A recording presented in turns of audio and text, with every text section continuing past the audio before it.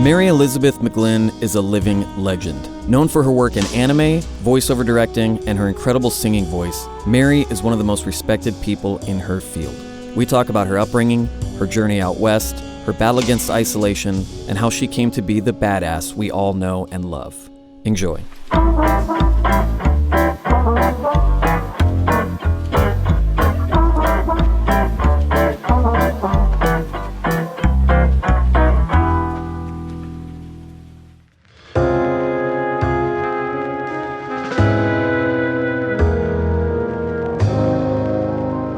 Mary Elizabeth McGlynn. Yes. Welcome. Thank you, Brian Foster. At last. I kept inviting you and you kept saying no, Brian Foster. That's your name, right, Brian? Brian Foster? It's the one I go by now. Mm-hmm. It's the one I use now until they catch up with me. Well, the porn name was different for a while. It was. It was very different. I got tired of having 5 names. Yes. It was too much. My business cards were 8.5 by 11. This is a Hydrus Martini named famously after Zara, our favorite tiefling warlock. Yeah. What's your pin you have there? Oh, this is it says living how Carrie would want. And this is for Carrie Fisher. Yes. Because every picture that Carrie did for years and years and years was just that. Yeah. Was just this. So somebody on Twitter put this up and I ordered it from her Etsy and I gave it out to people because Carrie was my princess. You know, I mean, I grew up like Disney princesses and everything. And I didn't grow up as when I was really a tomboy. I liked Lego and falling off of fences. I thought that was a really fun thing to do as kids.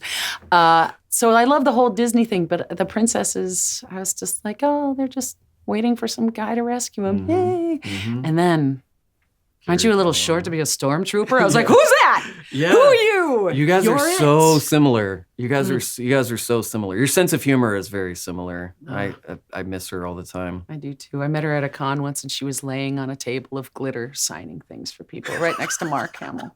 Just laying there across the whole thing. It was exquisite.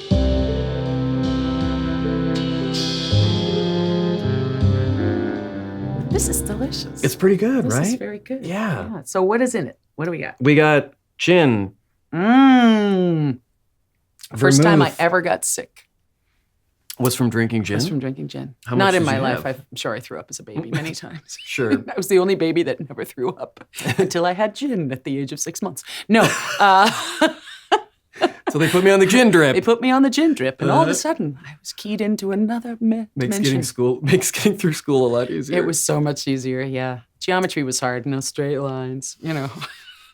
Art school. Yeah, I was on an exchange program in high school, and we had just, we went over to live with these families for a couple of weeks. Where? And Montpellier was the city that we ended up in, but we started in Paris, and I hyperextended my knee in an elevator about up to my nose, and ended up on crutches the entire time. And then we went down and lived with these families, and this family I lived with, the Bermejos, they didn't speak a lick of English. But William, who was going to exchange and come and live with us, his dad had broken both of his legs skiing in the Alps the year before. Gosh. So he had these fabulous crutches because the doctors in Paris were just like, ça va? I'm like, no. Yeah. Oh. And like squeezed my knee. And I remember grabbing the doctor and in pretty fluent French saying, if you do that to my other knee, I will probably end up kicking you in the balls. And he was like, ça va? Yeah. But for that, no crutches, no pain medicine. So I had my... They fixed it? No. Oh, he was going to do that to the other knee that I had hyperextended. Oh. And like, do we send you home? And I said, I really would love to stay. Yeah. So I did. I had my first beer there and my first cigarette there as well. Because they said, well, they didn't give me any pain medicine. So Eileen Duffy gave me a Marlboro Red. And I had one puff too. And I was like... Oh, I'm real good now. I'm fine. I'm fine. Let's go south. Yeah. You know? Give me a pogo stick. I'll jump on it right now. I'm fine. Yeah. So I borrowed the crutches from William's father. And the whole time I was sort of hanging back. So by the end of this, it was a 3-week trip. By the end of the trip, I was like dreaming in French. I was almost. And you drank gin and smoked cigarettes. And we taught them our cultural contribution to France was teaching the French students how to play quarters. Great, really classy. So we're like in high school? Yeah. So we're bang, we're teaching them how to play quarters. And we ran out of beer, so they switched over to gin, and then they switched over to anisette. So subsequently, no gin, no black licorice. Wow. So, yeah. But we just put a small amount in this, just to not, Yeah, it's very floral.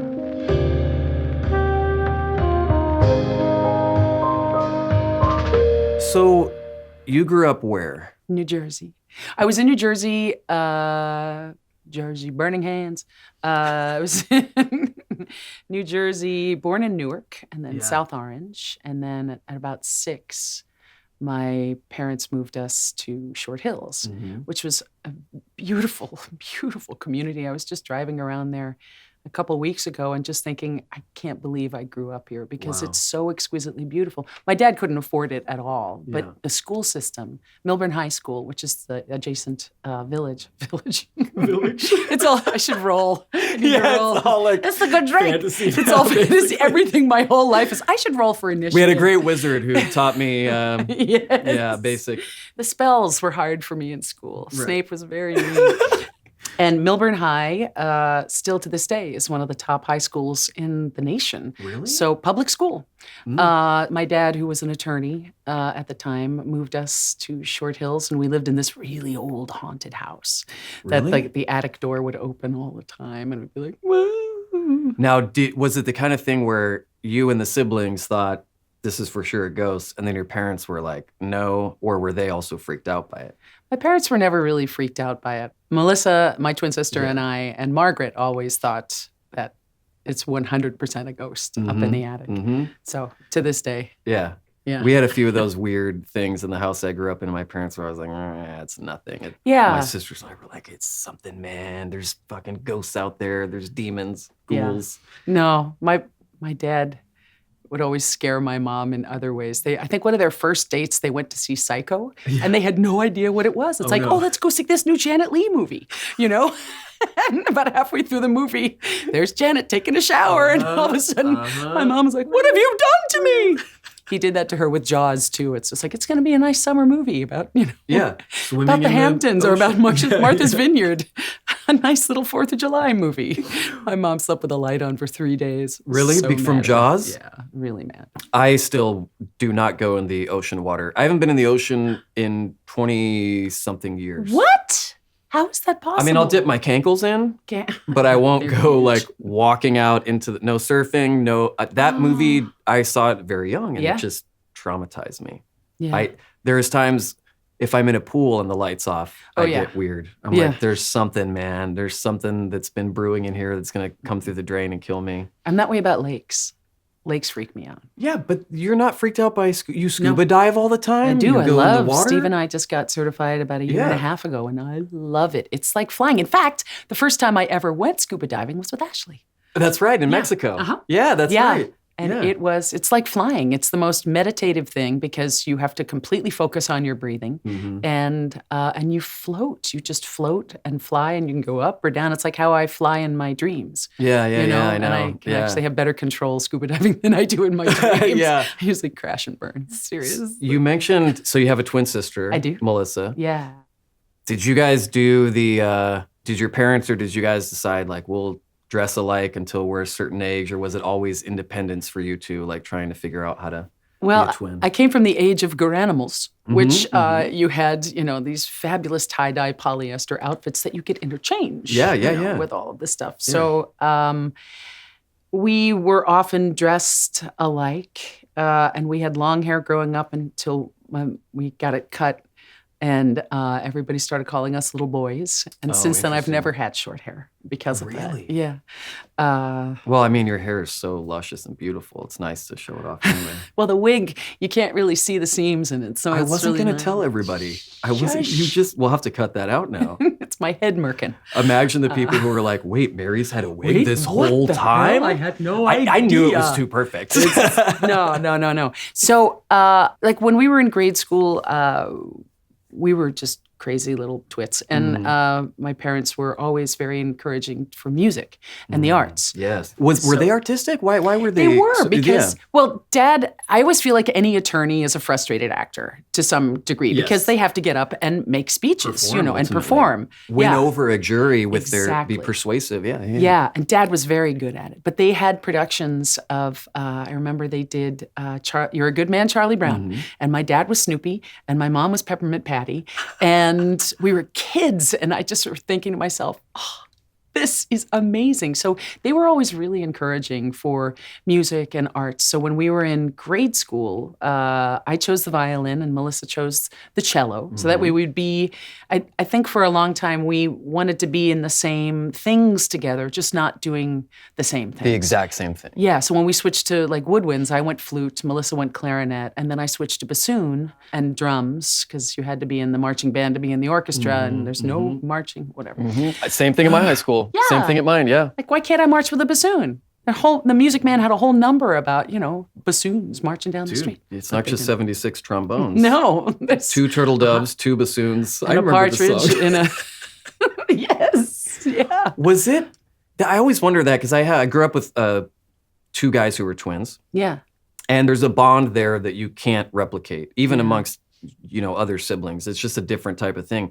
But I watch them always fight for individuality because everybody lumps you together and there's always that thing and there's always those sort of typical questions and stuff like that. Did you guys fight for that, or was it? I fought for it. I desperately needed my own identity. It was always really, really important to me. And I don't know why. I think that being an identical twin, sometimes people get lazy and they don't, or just for me, it was like, people are lazy. They're calling me McGlynn. It's just like, I have a first name. Even if you get it wrong, at least put in the effort. Just try. So I was desperate to be my own individual. And that's why I sort of switched to bassoon, because there were so many, flautists. And I was like, I want to be the only one. I want to be the only person that does this one thing, because I was always associated with the two. Now, that being said, that bond between the two of us is something I would never,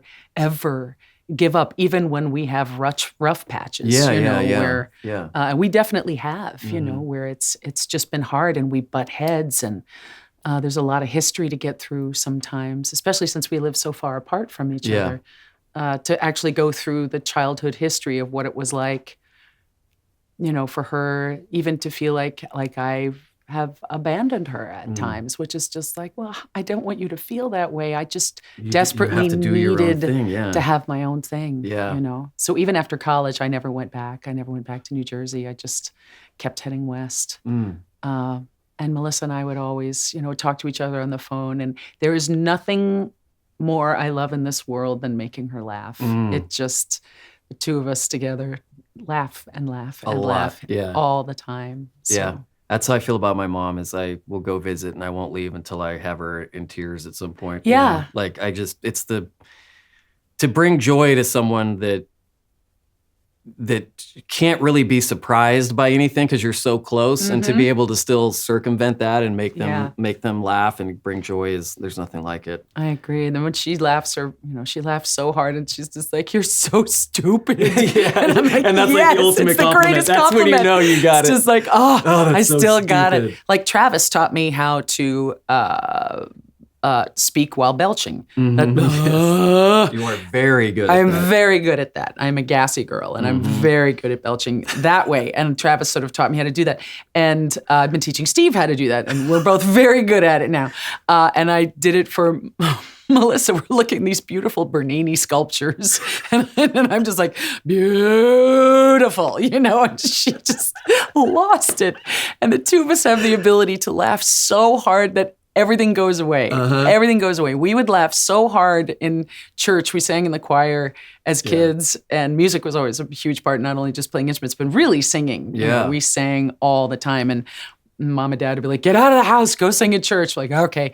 But the problem was is that we'd be sitting next to each other, which normally would be fine. But the organist was over there and there was a huge mirror up here. So we'd be able to look up at each other and I'd just start, making faces or something. And that's it. And the two of us were lost. And there's my mom in the front going, you girls, what are you saying? I'm going to come out there.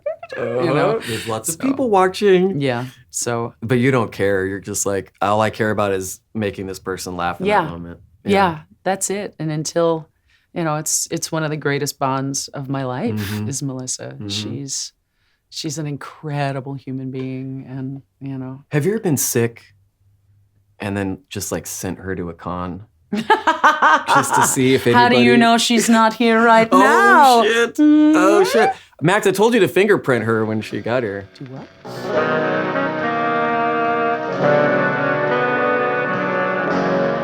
You sang in choir, but before that, your parents pushing you to do artistic stuff because they understood it, which is something that you don't see a lot. I've talked to a lot of people who they let me do it, but there was have a fallback career. Yeah. Have money coming in. Otherwise, this thing is ethereal. It's not real yet. Yeah. With them being encouraging, what were besides just musical instruments, what were the things where you started to get drawn to? I'm kind of drawn to this type of storytelling. I'm kind of drawn to singing. You have an incredible singing voice. Thanks. That is not new information to anyone. But when did you know, career-wise, because we all do band, we all do stuff in school, but then all of a sudden it's like, this is a thing. I'm latching onto this and I want to ride it for as long as I can. Well, what was that moment for you? Singing was coming to LA, and I'd never sung professionally. I'd always just, sing in an occasional band every now and then, madrigal groups, all-state choirs, and I just loved it. It was kind of like breathing. So it was always a part of my life, and music's always been a part of our lives. And the whole family gets together and Dad brings sheet music and we sing 4-part harmonies, and it's wonderful. But it wasn't until coming to LA when I realized I needed to eat. And as a starving actor coming out of grad school, I did a summer season at the Globe, which was amazing. Yeah. And then came up here and I needed money. And there was a magazine called Dramalogue in the old days. I don't know if they still have it. But they said, we're looking for the Smokehouse is looking for a singer. And I said, okay, the Smokehouse over here? The Smokehouse in Burbank. Yeah, right by Warner Brothers. Yeah. So I went and auditioned, and it was with this wonderful man named John Michael Ferrari, and we would sing to MIDI tracks. Yeah. So no live musicians, just punch up the code, and, we would be singing to... And everything from Trailers for Sale or Rent to Dick Tracy had come out, so Madonna was big with Hanky Panky. So I used to sing, some girls they like candy and others, and I'm in these god-awful outfits. Sequin dresses. Short sequin golds. He called me my golden bar because I used to wear gold lame dresses all the time because I'm from Jersey. You can take the girl out of Jersey.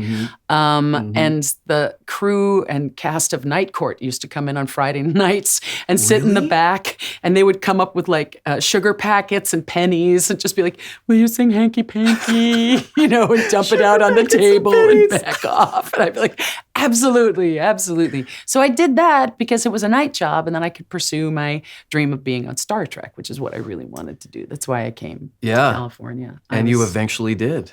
I did. I was a sea monkey on Star Trek Voyager. It was pretty fantastic. Every once in a while, I will see a screen grab of that pop up in one of my social medias, and it just brings me joy because I know how much of a dream that was for you. It was huge. Even just, It was huge, and getting to meet, why can't I think of her name? Captain Janeway. Yeah. Oh, no. Dang it. Help. The redhead? Oh, no. And Orange is the New Black. We're going to put it on the screen. You're going to put it on the screen right there because Kate Mulgrew would kill me if I forgot her name. Thank you. The Rolodex of the brain kicks in. Thank you. I know it takes me 10 minutes. Yeah. Kate was amazing. I'll remember it at 3 a.m. sometimes. Yeah. I'll be like, oh, son of a... I know. Wake up and go, Jodie Foster! Yeah. And go back to bed. So, what did you study in college? I went to college thinking I would be a brain surgeon. I was always fascinated with a real brain surgeon? Yeah, like a psychiatry teacher told us that we only use 3 to 5% of our brain. which I'm probably wrong, and I'm going to get tweets, people going, no, that's incorrect, but memory is my memory, so it's some percentage that seems lower than it should be. Then incredibly lower. Too, yeah. So I heard about that, and I thought, well, what happens? And then somebody said, well, if somebody dropped an electrode or something while during brain surgery, and it was an instant flashback memory, which proved that memory was held chemically in the brain. And I was fascinated by that. I was just like, and untapping our potential as human beings, because there's so much that we don't know. And we're still such babies and infants in the grand scheme of things. Even though we think everything is so important and what we're doing now is everything and it's just like we're a blink, we're a blip. A speck of dust in that large, Yeah. So I went to school thinking that, and then I remembered that I hate math and I suck at math. So I failed calculus my freshman year, and I said, okay, maybe I can go into something else. So I started studying like physiological psychology, which was really interesting. And I was looking. What is that? It's I don't even remember now at the time, because it's how all of your chemistry sort of ends up working together. Yeah, and how everything that we do psychologically is actually based on what you just said. It's the chemistry of why we act the way that we do. Whoa. And what happens in our brains that makes us individuals, and the differences between us is really more of a chemical thing at times, which then, of course, combats with the whole idea of a soul and everything else, which is a fascinating discussion. It is, yeah. And I was searching for the computer lab at the time to write a paper on rats in utero and how their behavior is affected by the number and of how many rats there actually were in the womb, and if that had anything to do with twins. And because I was fascinated in discovering what that was about. So I was looking for the computer lab because we didn't have computers in my day. We had a lab that you had to go to. Yeah. And I stumbled into a room, and there were these people outside. I said, what are y'all doing? They said, we're having auditions for Hamlet. I said, really? Oh, I'll try that. Because my twin sister and I would always audition. My older sister, Margaret. Yeah. Amazing singer. And she acted in everything. She was in all the musicals. And my twin sister and I would audition. And they say, well, we can't just cast one of you. That's not really fair. Oh. So we're like, okay, so I'll play in the orchestra and Melissa would be in the chorus. So we were still doing the same things, just doing different things. Separate pieces, yeah. So still maintaining our individuality. So I never got to really be on the stage as anything more than a singer. So I auditioned, and I said, no, I'll give it a shot. I love Shakespeare. Yes. And Derek Jacobi version of Hamlet was the reason why I wanted to be an actor. That particular RSC production, which is still on tape. You can watch it. I think Patrick Stewart might have played Claudius in that. Oh, really? I think so. Derek Jacobi. I think so. Oh, my God, he's amazing. Yeah. So I thought, I'd love to. So let me audition. And I got Ophelia, which was crazy. And the minute we started rehearsals, I remember calling my parents and saying, so change of plans. I really want to pursue this. And they said, great, absolutely. So 100% on board. Because I think like all young people do, we flail, it's just, we dive in the pool and we see, which floaty what sticks, what's going to work for me, what's not. And in doing that, you'll find your way. So they were just excited that you had found something that stuck. Yeah, but they were also, of what it was. No, actually, I think they were really happy that it had to do with the arts. Yeah. Yeah. Yeah. Because we've all been, bitten by that bug at one point or another. And that was it. And I studied a year in London. College wasn't necessarily easy for me because it was really the first time that I was sort of by myself and everything else. And how did you adjust to that? Marlboro Reds and and vodka. Yeah. No, it was hard. It was I missed Melissa. I missed.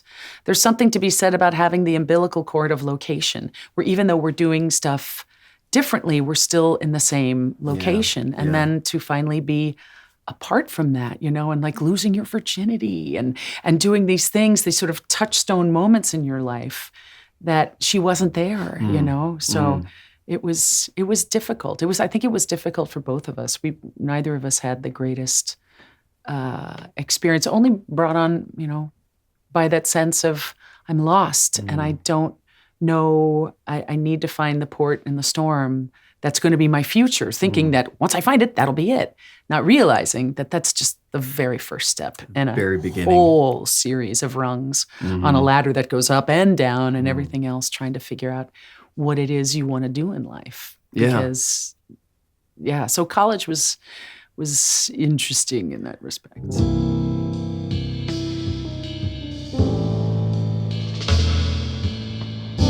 What did you do in London for that year? I studied with teachers from RADA and Lambda and Central, and learned that everything I was doing, I had created a lot of bad habits on the stage, thinking that I was doing this and this and this, and then getting there and having them just say, no. We're old hats at this. Listen to us. Yes, listen to us. We had this fabulous teacher that used to drink all the time. She'd come in and crack open a gin and tonic, be like, all right, let's see what you've got going on. Okay. And studied what I really loved was, I think Henry Marshall was his name, and he taught us stage combat, and I loved that. That was amazing. And then we had an improv teacher improv and movement named Ben Benison. And I think that was his name. I hope I'm not wrong. I probably am. And he was actually, when they were doing Alien, he was the movement instructor for the guy in the suit. Whoa, really? Right? Until they actually decided. So you didn't get to see a lot of the work that he did, but he was sort of instrumental in creating how the creature moved. Wow. Yeah, which was really cool. So I was over there and I got, dyed my hair white and, went to Amsterdam and got high on the weekends when I could. Yeah. And I was doing things, once again, my own behavior that put me in isolation, there's one thing, just not ego, I think. I thought I was a big shit, I thought it was I know what I'm doing, blah, blah, blah. And all of a sudden you go from the small fish, the big fish in a little pond to all of a sudden people who are much better than you. And how it affected me was I isolated. I just didn't handle it in a way that was productive for me to grow as a person. I was afraid. Yeah. So I isolated. Yeah. And I isolated people through my behavior and just decided that I knew what was best, and I'm a know-it-all anyway, and which is a pain in the ass trait to have. But especially as a young person, when it's obvious that you don't, right, and you're not willing to let that go, you become this stubborn asshole that, it's just like, I'm going to hold on to my toys, and it's just. When did you realize that you were doing that and that you needed to make an adjustment? I think when I came back to college, because I took my junior year abroad, and I came back and I realized that it's not a good thing. Can't maintain relationships that way. You can't maintain relationships, yeah. I don't know what it was that I was intimidated by women. I had a lot of guy friends. I was a tomboy. I had a lot of guy friends. But after high school, I became sort of very intimidated. I don't know if that was competition or insecurity or whatever it was. So I knew that I needed to rectify that. And I knew I needed to be a better friend. When I came out to LA, I met my very best friend, and I would flake on her and just be like, you know what, I don't feel like going, or I don't know. And she finally just said, I can't be friends with you if you keep flaking. You need to be a better friend. And there's really something to be said for that. I went through all this self-help crap and everything else. It's not crap. It's very worthwhile. But you were trying to find. I was trying to figure out what it was to be a good friend, and to combat the loneliness, because my fallback is to go into isolation, is to just stay home and not get out. I'm definitely an extroverted introvert, and I used to cut and run. It was just easy. I'll just keep moving west. I'll just cut and run, cut and run, cut and run. I'll do stupid things, cut and run, do stupid things, cut and run. Because you can sort of start over. Yeah. You think you're starting over. You think you're leaving that stuff behind. But you're not. It just finds its way to you. It's always with you. It's the only luggage you can't let go of, until you actually focus on it. Yeah. And about just being a good friend. And especially with women, it's, to let go of the competition that we are sort of ingrained in us to feel, and to just be a good friend is something that I still struggle with, but I'm trying to You're be such a good better friend. at it. Well, you and I have been friends for so 10 long. years about? Yeah. That's crazy. I know. You were the first person that Steve and I called when we got engaged. Yes, you were. We were in Hawaii and I called you. Yes, you were. I met you at the Hard Rock Casino in Las Vegas. In Las Vegas. Yep. We were both smoking and drinking. And I knew the minute I talked to you, I was like, I'm going to be friends with this person. Yeah. You just have a lot of people who meet you feel that way. But you just have a no bullshit thing about you that comes across from the beginning. There's nothing fake. There's nothing schmoozy. There's nothing networky. It's just like, here's me. I know. Take it or leave it, baby. Because I suck at that. I can't schmooze to save my life. I suck at all of that. I'm terrible self-promotion. Yeah. I suck at it. So I just figure, well, I'll just be me. And it is. It's take it or leave it. And as I get older, it's even more, you've got the fewer F's to give, as they say. It's just like, oh, I'm all out. Yeah. Sorry, I have no more. I have no fucks. I have no fucks to give. I just refilled this last week. What happened? It's somewhere in here. Nope. It's in my other pants. In my other pants. And I don't wear pants. No. And it's gone. And it's gone. And yeah, so it's been... It's hard being everyone's like, oh, it's so easy to be a good friend. But if you're sort of I don't know what it was about me and being an individual and everything else, I just never, I never learned how to do that because I just thought I could just leave and then it'll be fine. It's easier for me to leave than to actually have to deal with the problems, deal with the responsibility. Because being a friend is a responsibility. It's a big responsibility. It is. And when you're also trying to manage figuring out and fleshing out a career that's at the beginning of its thing. And is this thing even going to work? Yeah. And are these the people that I want in my life? How much bandwidth do I have to give to them? I mean, that's going to be a consistent, that's relationship, right? Yeah. So you went to grad school where then? At Southern Methodist University, Meadows School of the Arts, with an unbelievable group of young actors.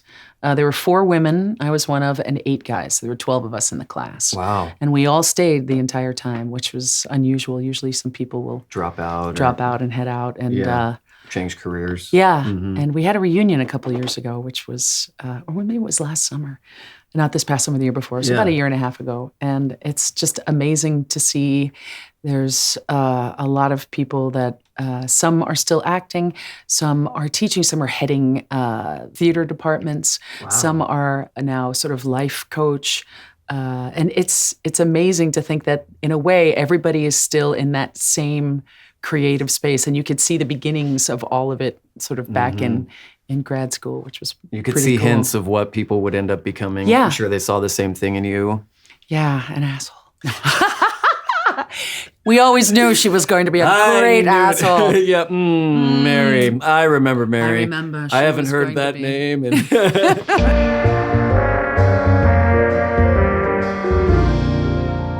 What is your favorite production you've done on stage, or performance, I should say, like character that you got to do it and that you always think about that as the one? Because like we have a friend who is Brock, who is obsessed with theater. You guys will keep talking about theater forever. I'm like, shut the fuck up. I've only seen 5 plays and the same 5 plays over and over again. Mm-hmm. But you have a love of theater apart from what you actually performed in yourself. Yeah. But what was the performance, or if there's more than one, that you just think about and go, that was fucking awesome. I was alive in that moment. Oh man, there were a lot. SMU gave you great opportunities to. Like sometimes we would go and do Shakespeare in Taos in the summer. Oh, wow. And we would do, what were we doing? Much Ado About Nothing. And they cast me as Dogberry, which is a man's role, you know? And I thought, well, how the hell am I going to do that, Yeah. And it was fascinating to actually be in one of the most potent places in terms of energy. Like Taos, New Mexico is just...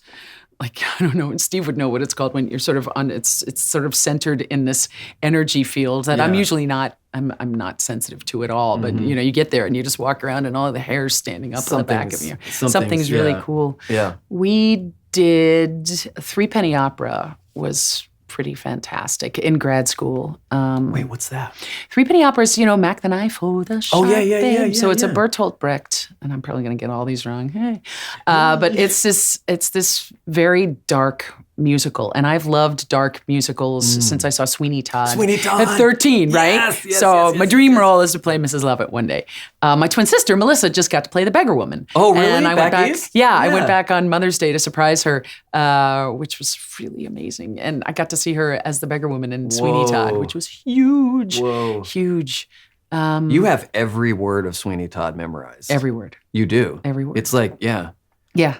Wow. Yeah. In fact, I'm doing there's a character named Adolfo Pirelli, the king of barbers, barber of kings, buongiorno, good day. And I have to play this, her name, I can't say it because the show hasn't aired yet, but her name is Betty, and I'm basically just doing Adolfo Pirelli, which is great.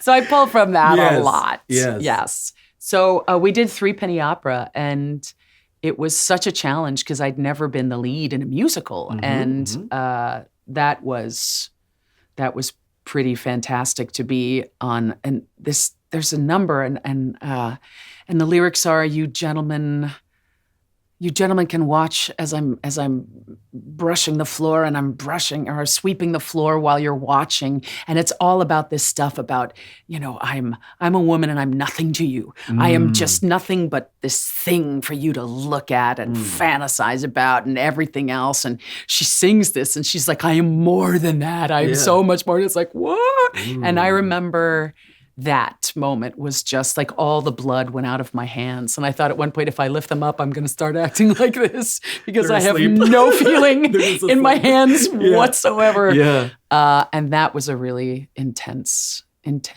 moment. What do you think was it about dark musicals that you really attracted you and magnetized you to them? I don't know. Maybe because I'd seen all the light, happy ones for so long. And there was something about...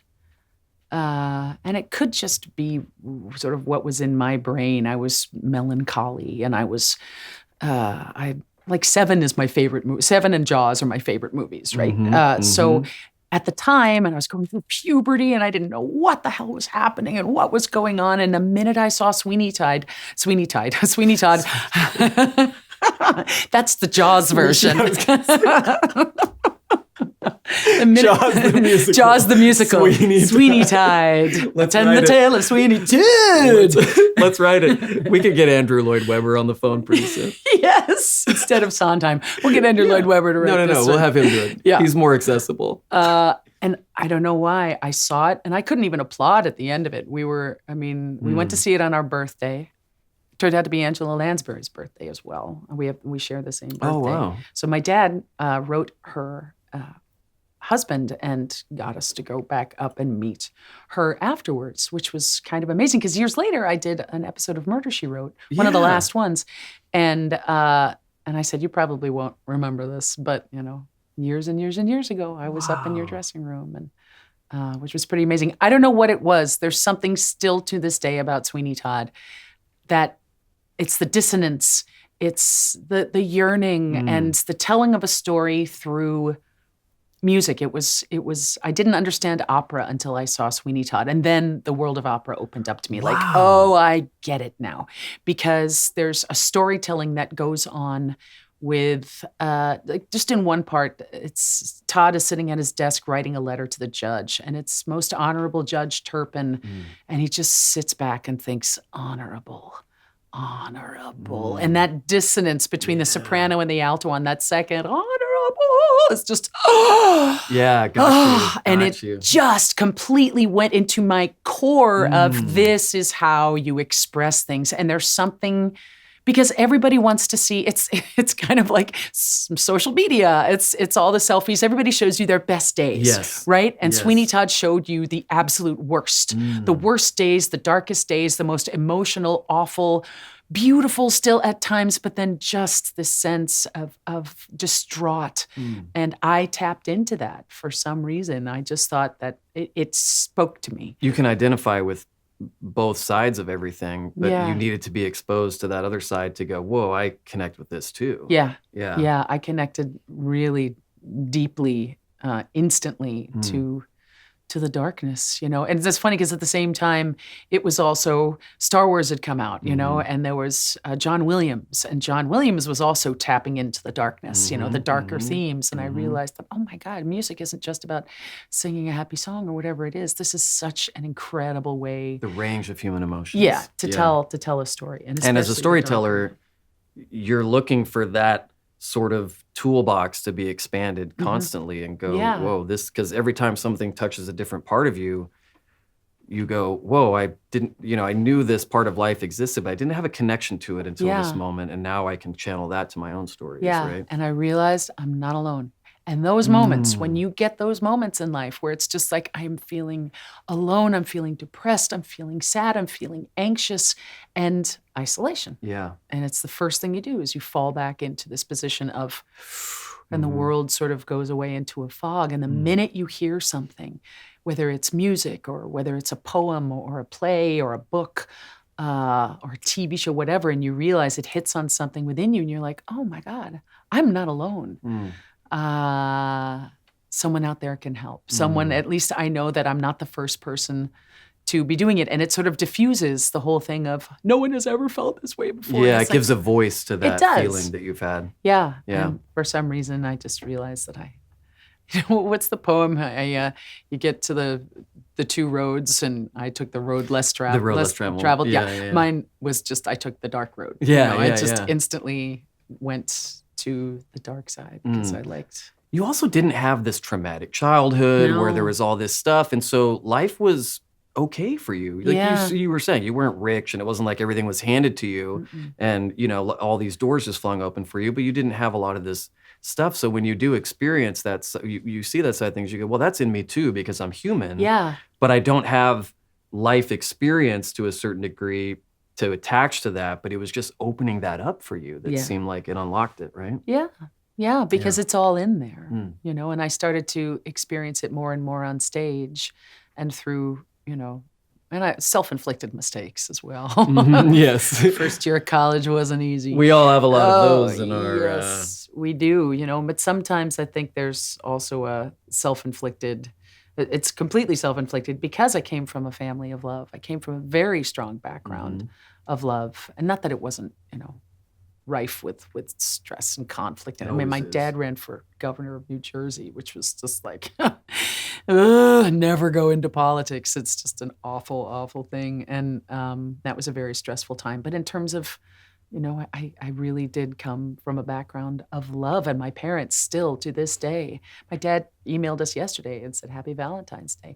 I love you unendingly forever through everything, you know, and we vacation together and all my friends from high school who I'm still really close with, they love them. And when we get together, my parents come, you know, when they can. So one of my favorite things every year used to be downloading Downton Abbey from the UK before it would come out in the US. So you and your family could watch it over Christmas because I would give it to my parents too. Yeah. But like we go Christmas caroling every year, you know? Yes, I've been Christmas caroling with you guys. Yeah. I have made the mistake of standing next to your older sister while she belted the most amazing notes I've ever heard. And I'm sitting over there going,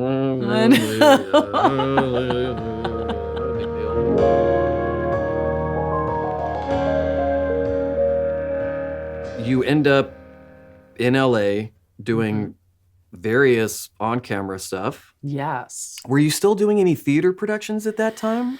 No. After I did a season at the Globe, I came up here and I got a job at Universal in one of the Beetlejuice shows there, singing and not dancing, but trying to get me to move in rhythm with everyone else. And this is at Universal Studios. Yeah, so it was an outdoor... Beetlejuice like production thing they would do there and the thing. Yeah. 5 shows a day. That's where I like? It was awesome. Yeah. It was so much fun. And especially during, you know, the summer when there were 10 shows and you could do a double, you could do 10 shows a day. And it was such an amazing group of people that did it, that I'm still close friends with a lot of them. In fact, my ex-husband and I met he was Beetlejuice. Yeah. And I remember seeing him going in full costume and everyone going, Wow. Okay. Yeah. Don't really care what you look like underneath. You're an amazing talent. This is my type. Future. Hey everybody, how you doing? I was like, yeah, I want him. And it was wonderful because they were very good about letting us go off. They encouraged us to audition for stuff. So they had like 5 deep per character. Backups. Backups, so that you could call and say, I got a big audition. So you give up your time to go and do this. And they were very, like we had, I think Walter Jones was one of the Power Rangers. And he was one of our Wolfmen. Yeah. And we had people go off all the time. And it's rare that a job is that supportive. But if you're in LA and you employ people, you've got to know that at least some of those people are going to be trying to break into this industry and wanting to do different jobs. Yeah. And then I was singing at the Smokehouse at night. Mm-hmm. And then after a while, I was a Jägermeister girl. I was trying to do everything. Wait, what? Yeah. What does that entail? What does a Jägermeister girl entail? Humiliating yourself on a nightly basis. That means you go to bars dressed in and you walk around with Jägermeister and you hand out shots to people and watch them get more and more inebriated. Were you ever like, one for me, one for them, one for me? No, because I didn't like the black licorice. It kind of tastes like black licorice, and you hate so that. I didn't, So that's a good job to get groped at. Oh, boy. I can't even imagine.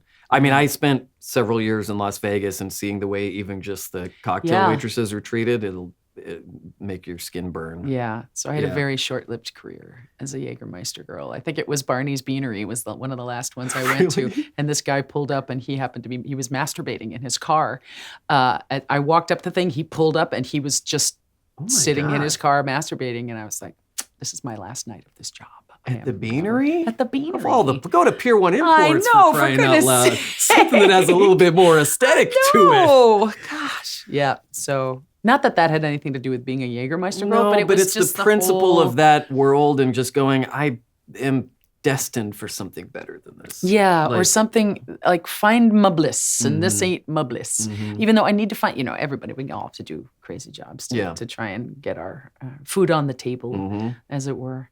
And then I started doing voiceover after I got hurt on the set in New Zealand. Xena, right? Xena. Yeah. So what happened? You're in New Zealand. You're shooting Xena Warrior Princess, which is amazing. I fucking loved that show. Me and too. it came on at, I don't know, it ran during the day or whatever, so I never saw it because I was at school, but it would come on at 2 a.m. and I would watch that and Hercules and all that stuff, and I loved that show. Yeah. But what happened? You hurt your knee on the set, right? The horse I was being hanged on. The villagers were revolting and apparently hanging me on the horse, and the horse reared up and fell on top of me and dislocated my kneecap. And you had to have surgery, right? No, I didn't. I just came back and I was still in the Beetlejuice show at the time, so I just couldn't do it because my knee was messed up. So Peter Spellos recommended me over to do voices in this company that was doing anime. So I started doing that. And did you watch any anime before that or I'd know anything seen a about couple it? Miyazaki films, but I think that's it. I did, as a kid, love... a friend of ours was obsessed with old kung fu movies that were terribly dubbed. Just, you have destroyed my village. That whole thing. And we were just like, bring it on. So I realized, I was like, oh my God, I'm basically doing these movies, but we're trying to get the sync a little bit better. You know? And I started doing more and more for them. And as I was doing that, my on-camera career, which was never really much of anything, I was always sort of the rescued damsel on all these shows. It gets old. It does. It gets old, and it also infects, it starts to seep into your psyche, and it was feeding into, for me, bad habits and isolation and everything else. Why? Because you felt like you were being sort of cornered into something that you weren't. You're like, I'm a more capable actor than just sort of repeating this kind of role over and over again. Yeah, and then also being that damsel in distress and being a victim. It starts to seep into your psyche because you need to tap into that. And if you're tapping into that all the time and aren't good at divorcing yourself from that at the end of the day, it's just like just taking off the costume and leaving it at work. If it stays in your psyche, it starts to affect you, and yeah, I always wonder with actors. I remember reading an article about Ray Fiennes when he did Schindler's List and how he could not get out of that headspace after. Can you imagine? I can't imagine. I can't. Of that headspace? No, I can't. Specifically? I mean... I can't. Is that that's a real thing that you guys like have to really deal with, because you have to go to create an authentic performance. You have to take your mind places. Like, for instance, you are not a victim type person. So you have to find places in your life or in your heart where you feel like less than or hurt or damaged in some way, and then kind of channel that. But then you have to remove yourself from it. You've got to remove yourself. Otherwise, you're doomed as a human. I mean, you've got to do it. If you actually start to believe what it is that you're playing, you need to be, in that moment, playing as specifically as you possibly can, that emotion, that feeling, that intention. But if you, at the end of the day, can't divorce yourself from it and walk away from it, you will do yourself serious psychological damage. Yeah. Vivian Leigh is a great example of that. She eventually went mad, and I think one of the last things that she did was Streetcar Named Desire. Yeah. And Blanche Dubois was very... a bit off the rails, at the end of it. Very much a victim, and I think by the end of that, she couldn't divorce herself from it. Now, that's not to say that she wasn't that way beforehand, but no, I understand. As an actor, you have to have all of these emotions at the ready, but you also have to be disciplined enough to be able to take the good, learn what you can from being in that space. Because as an actor, you have a lot of opportunity to obviously do things that you'll never do in your own life. I'm assuming Ralph Fiennes is not the character that he played in Schindler's List. Right, of course. Like the first really strong female I played was the Major in Ghost in the Shell. And that helped me figure out, I'm like, oh, I can play that. I can be that and inhabit that and be a strong female that isn't dependent upon a partnership with a man, for instance. Right. So there's some very good things that you can learn by being an actor in terms of pulling from things, because you find things within yourself. You have to find things within yourself if you're not familiar with them to be able to portray a character. And playing the Major was great. I'm like, I could finally be a strong... And that was sort of a turning point for me in my personal life. That was a very good thing, because then I started to find that independence that I had always wanted when I was a kid, and I realized that it wasn't independence from being apart from Melissa. It was figuring out who I was, and finding that independent voice within me that didn't have to rail against something, didn't have to be isolationist for something, that can actually be an independent in a sea as opposed to independent in a void. Because you had always thought it's this or that. Yeah, then, it's independent in a void. It's got to be, and you have to fight and and push people away and everything else.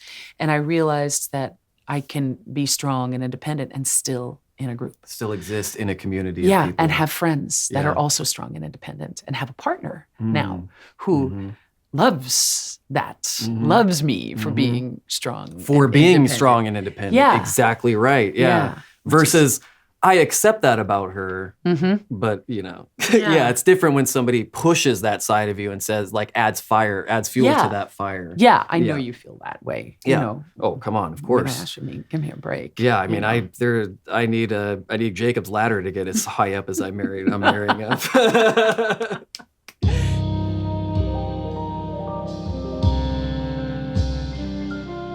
I think it's so cool that Ghost in the Shell character helped you discover that about, yourself, and to help you move into that space.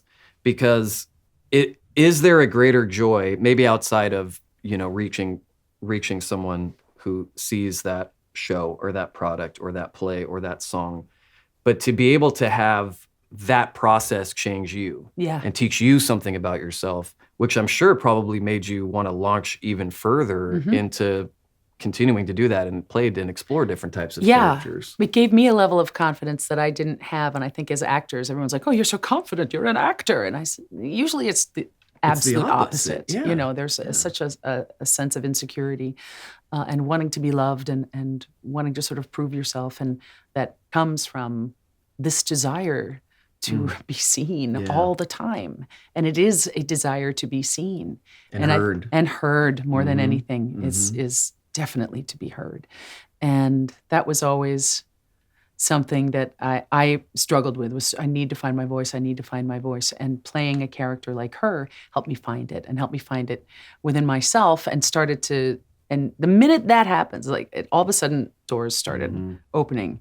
And after that, I started working on the Silent Hill songs and working with Akira, and I was terrified. You were? I was terrified because normally I was just like, singing is something I'm really That's good, what I was gonna right? say, yeah, you normally had confidence in that, but what terrified you about it? Well, we did a song called, the first 4 tracks that we did, there's a song called The Letter, and it's really high, and it's really breathy, and I was smoking like a chimney then, so I was like, I had no upper register at all anymore, and it's just like, a letter to my futures. I was like, Akira, you can't want this is terrible, and everything 5 else. whole Drop steps. it, drop it. Yeah. And he was like, no, this is Silent Hill. It's in opposition to everything. So I don't want that beautiful lyrical voice that could just drop down onto these notes beautifully. It should be a struggle. You wanted to feel the strain because and the song is about writing yourself a letter, telling who you will be, that everything's going to be fine, and that we're put here for joy. We're put here to find love, to feel joy. And that was sort of a moment of, oh my God, and going out of, it's just the easiest thing in the world. Just go out of your comfort zone and you'll find the most joy in life than you ever would have imagined, because you don't anticipate it, if you fear all the time of staying, of what will happen and what if I fail? Steve and I talk a lot about that. It's like, get out and fall on your ass, fall on your face, fail, because you will learn so much, so much. So singing, opening that up and again, getting out of my comfort zone and singing those songs and everything else. And I was like, oh, okay, well, I can do that too. I don't have to just continue to do the stuff that's easy for me and that's comfortable. Yeah. And then I got the call to direct Bebop, which was like, was that your first gig directing? Or had you done other little stuff before that? I did. I don't know if it was a Gundam game or a combat game, or it was some pilot game where I had to make Michael Lindsay say Roger in under a third of a second, like 3,000 times. And it had to be Roger. It's just like, boom. And it was like, I don't know how long it was. It was a small game. And that was the first time Maseba gave me the opportunity to do that, but I'd never done any animation at all. And they called and said, we've got too many shows and not enough directors. And do you want to give it a shot? And of course, sure. The monkey went, you're going to fail. Yeah. And so I was like, yes, I would love to do this 100%. And I remember talking to Darren about that, and he was like, you got to do this. Yeah. You've got to do this. Yeah. Mostly I think he was just like, get out of the house to do this. Do something. Please, because you being home all the time is driving me crazy.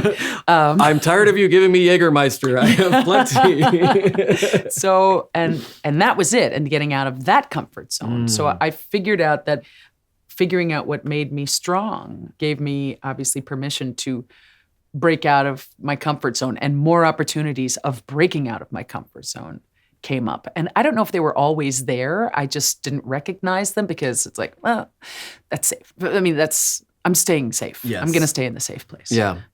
But the safe place is never where the rewards are. No. Or the character building or friendships oftentimes. Nope. Because if you stay in the safe place, you stay with the same people all the time and you don't end up meeting. Yeah. And challenging yourself. And that's the thing. It's just like, and the minute I started voice directing, I got shot out of a cannon instantly. It was just, I have never What do you mean you got shot out of a cannon? I was banging my head as an on-camera actor. I was just banging. I was just like, and finally one of the agents was just like, you should probably get a boob job. And I was like, okay, I need to stop doing this at some point. And I remember asking for help, just literally saying, I don't know what's up there, who's up there, if anything, universe, whatever. I need help because I know I'm here because I'm supposed to be here. I'm supposed to be here because I am here. It's always the same thing. I'm here because I'm supposed to be here, but I'm not supposed to be doing this. This is killing me inside.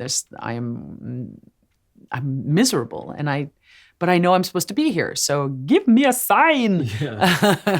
And bing, you want to direct? Yeah, I'll direct this series.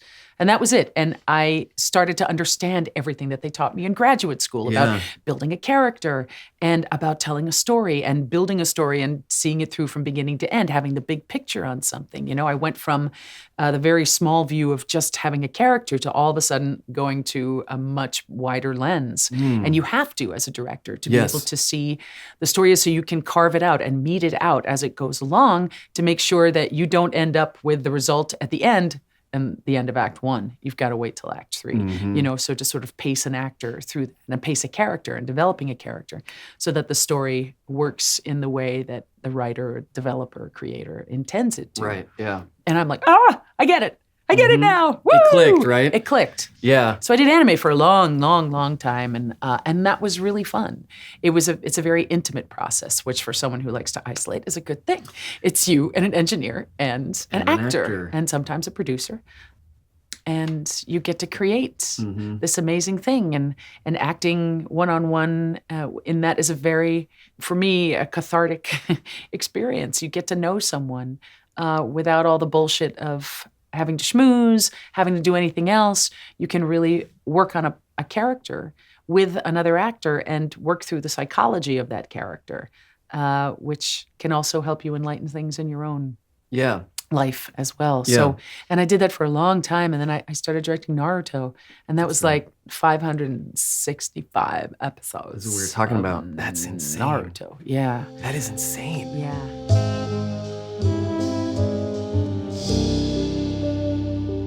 So I've come over to your house and seen stacks of scripts and you going through them for the next day or for the week or whatever else.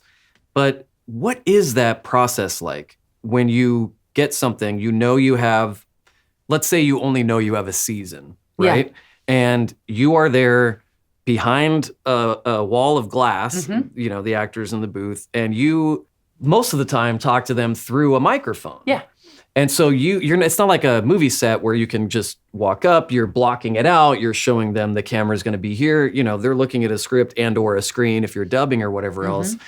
So how do you connect with the actor to get what you know you need from them out of the performance? Especially there's a lot of times where you direct people who haven't done a ton of voiceover before too. Yeah, that's always interesting to get either a non-camera actor who's come in and has never done and is used to a very tight close-up. And in that moment, you know, I can see them raising an eyebrow and everything else. And I'm like, oh, that's so good. But I'm not hearing it in the voice. Oh, yeah. You know, so you got to put all of that stuff, all the subtle nuances that you get in your close-up, you got to put it in the voice and then you got to raise it up, like raise up the magnitude of it. Oh, the magnitude. Yeah, okay. like animate it by about, Diedrich Bader, I think, said it's like everything you do on camera, up it by 10%. And that's where you start for animation. Wow. Yeah. Now, that's not always the case. Isle of Dogs? Isle of Dogs, yeah. Yes. Wes Anderson. Yeah. Oh my God. Very much downplayed, low key and everything else. But the rhythm and everything, it's still animated and it's still not completely naturalistic. So I talk about it a lot. Every actor's got a key. And it's my job to find it as quickly as possible. Quickly. Every actor responds to something different. Every actor will open up to something and will shut down to something different from other ones. How do you find that? Do you test them and see? How do you find that key though? I'll throw out little things and whatever they start talking about, you know, at the end you just sort of instinctually realize, oh, they like Shakespeare, you know, so it's working with an actor and, you know, and I said, no, this is definitely a blow winds and crack your cheeks moment. And he's like, oh. I understood that reference. So the minute that happens, then all of a sudden, and they open up. They're like, I trust you because you understand, for some reason. You speak the language. I speak the language. So for me, it's about communication. And I think every great director that I've ever worked with is good at communicating in the moment what it is that they need as precisely, as concisely as possible, because you only have someone for an hour in the booth and you need to get a certain amount of lines done, but you need to key them into a world, especially if they're in like in a padded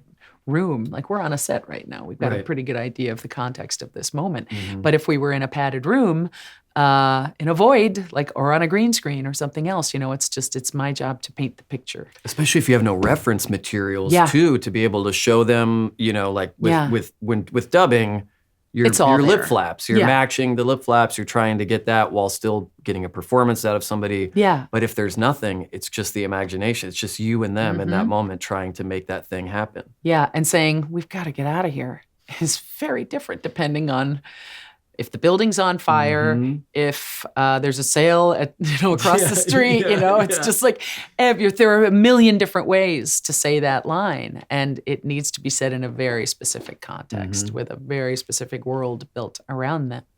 And I got to get it to that the producers and the creators are happy and everything else. So I'm sort of the go-between, from one side of the glass to the other. But that's like one of my favorite things is figuring out. And you never fully figure out how an actor works, but to get those moments of, I know not to get in your way. I know not to give you too much context. I know to give you a lot. I know actors like, where am I? What's my motivation? Great, here we go. Dive in. Yeah. And so shift it up into that mode of directing. If someone, I had an actor come in and said, don't tell me the content. I don't want to know. I don't want any context. I don't want to know. Okay. And he played a being that lived in a giant fire-breathing chicken, and he had a bowler hat with a mouth and an eyeball. So it's just like his body was an eyeball. And I said, you're right. This is going to work perfectly if you have no idea that that's what you look like. Yeah, it almost might have fucked him up if he had a picture of that character. Like, how do I make this sound? Yeah, exactly. Yeah. Exactly. And with all the different the Meisner technique and all these other different things that I studied over the years, which I never really understood, I now can use all of those things that I learned because each actor's different. God, being in a booth can be so terrifying if you're an actor because there's silence. A lot of the time there's silence. So you're on the side of the glass, and it's just like, we've got to get out of here. We've got to get out of here. We've got to get out of here. Great. And then you're stuck there while they talk about something. And you're you just can't hear it. You can't hear You a just damn see thing. people- And you just see like, I think this is. Yeah. And every now and then they'll look at you. And God forbid they look at you like, you just. I can't imagine. And then the monkeys start talking. It's just like, they're going to recast you. You're terrible, blah, blah, blah, blah, blah, blah. So seizes you up. Yeah, it does. So the minute you start to feel insecure behind a microphone, the minute the creativity is completely stopped, for me at any rate. And I can see it happening in actors. An actor gets frustrated.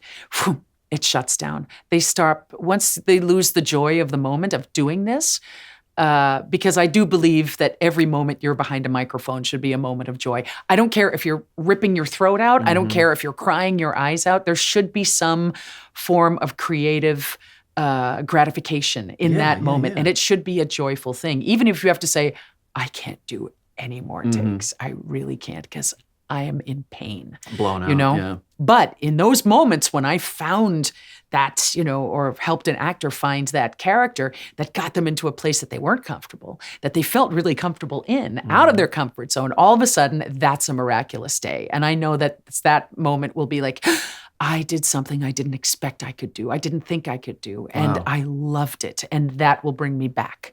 And that will bring my creativity to a new level because I have a confidence level that I never had. And I never thought I could do that, Yeah. I had no idea that I could actually be this giant. Liam directed me in one of the Resident Evil games where I was this giant zombie queen with like multiple breasts and everything and just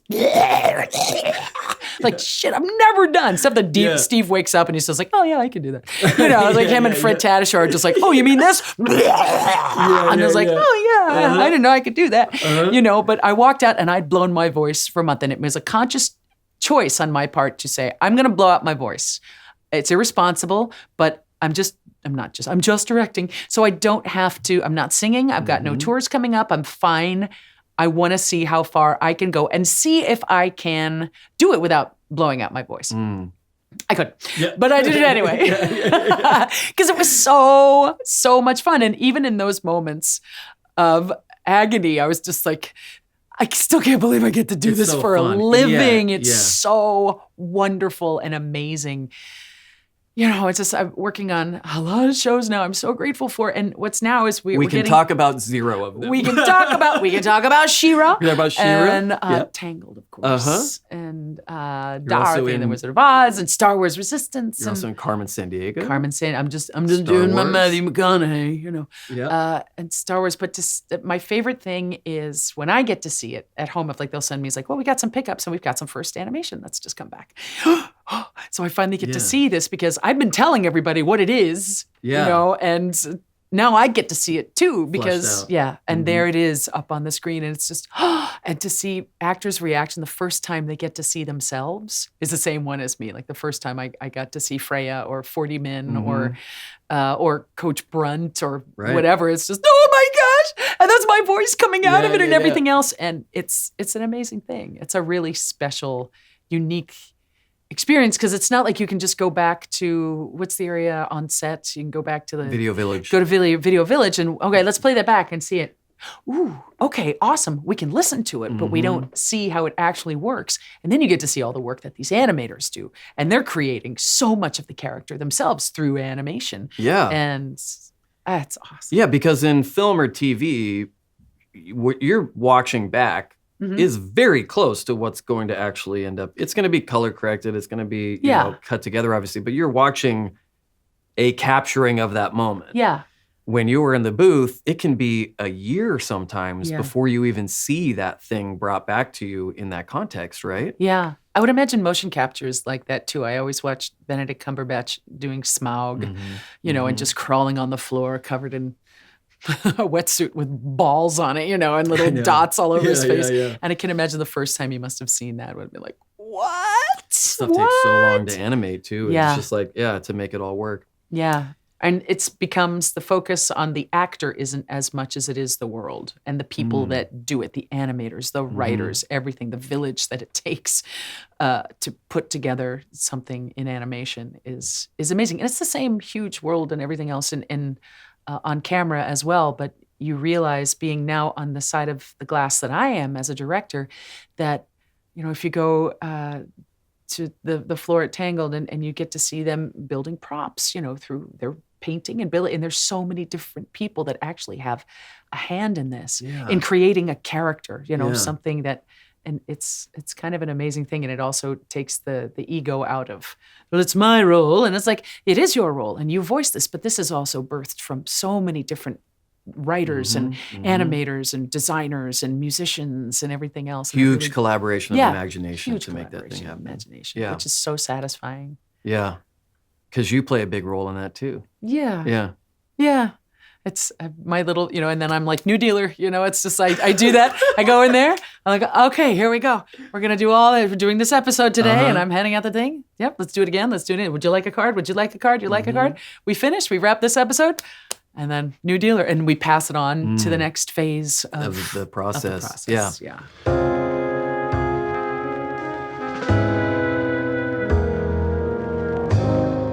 When you finish a project, do you think about that project for a while? Or because you stay very busy, so you kind of can't really have one side of your mind and that other thing. You have to just let it go and move on to the next thing, right? Yeah. It's in the hands of someone else. So then it becomes its own thing. You've put your stamp on it. You've done your job. And then you have to focus on the next thing, right? Well, it does come back. Well, in terms of animation, we'll get it back to do ADR. Yeah. Like, it's just like, we'll come back and we'll take a look at it. And it's like, oh, can we pick up the actors here? Can we just pick up this line too? Because I would love to just tweak the performance a little tiny bit. So you always get to sort of revisit it again. But when an actual show is over, it's like when Pen Zero was the first original animation that I ever directed. I loved oh my God, that show. Thomas Middleditch, Tanya, everybody. It was Alfred Molina, Larry Wilmore. Yeah. Adam. Oh my God, I forgot everybody. It was such a cast. It was so, and all of them improvisational geniuses. Yeah. Like all of them. It was so much fun to work on. And Sam Levine was great at saying, okay, Thomas, go on, whatever you want to do, let's do your thing. And they would adjust the script and the animation and everything to what he did. And it's how much improv is there in that? Because obviously when you don't have to match lip flaps or anything. For anime, you have a lot of room to grow. You're somebody who's so quick and loves when someone else can create a moment like that. And you're not very like, no. It says this. Let's stick to this. Because your heart, your mind is open to the possibilities of the day when you get there. Yeah. But how much is there in that in like original animation? Sometimes it's not much. Depends on the actor. It really depends on the actor. Some actors are so easy with it. I mean, Zach on Tangled is just, he'll come up with stuff and put buttons on and everything else in it. And it's the writer, Zachary and Levi. Yeah.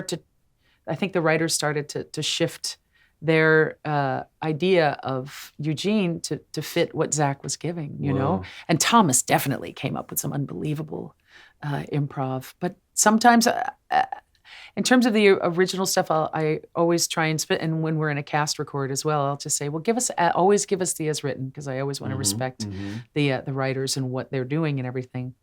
And then make it your own. Color, baby. Right. Sass. Make it your own. And sometimes it'll fly and sometimes it won't. And usually those are sort of my favorite moments that sometimes just don't make it in the show. And you're like, dang it. Yeah. But we still have it, and I'll still listen to the sound file every now and then. It's just like, play that thing that James did. That was so funny. Yeah. But sometimes it's in there and sometimes it's not. I ran into Zachary Levi at a hotel in New York, and I had known him, a little bit for a few years. And I said, oh, I heard you've been working with one of my best friends, Mary Elizabeth McGlynn. And he put his hand on my chest and he's like, how dare you, sir? That is one of my best friends. I have known her longer than you. And then we started to compare stories, and I became very competitive. Ashley's just sitting on her phone, like, let these two have a cockfight while I... Yeah.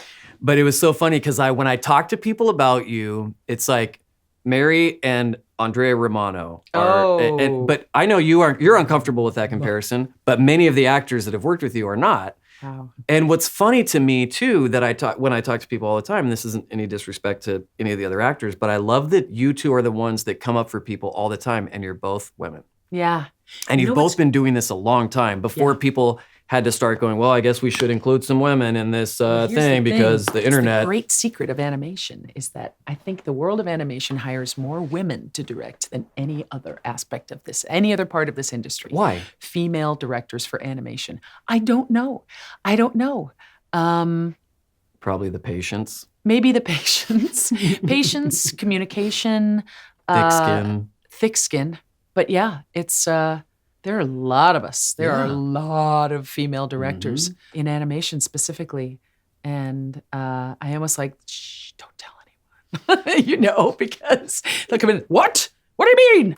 Get them out of there. Put the men back in here. That's right. Yeah. So, and I don't know why, but it's just, Andrea is a goddess. She is something to aspire to always. And, but there's so many people that think that about you. Well, I pay a lot of people off. I know you do. I know you do. I have a specific account for bribery. Specific account. It's my way I incorporated was, so I could actually write it off. Those aren't scripts you had stacks of at your house. They were accounts. Accounts of bills. I'm just printing out money to pay people off. Mary's smoking Marlboro with Reds. One of those old clear visors. Ching, ching, bang, bang, bang, bang, bang, ching, ching. Yeah, that's from Jersey, It's just, we learned how to do that at a very young age.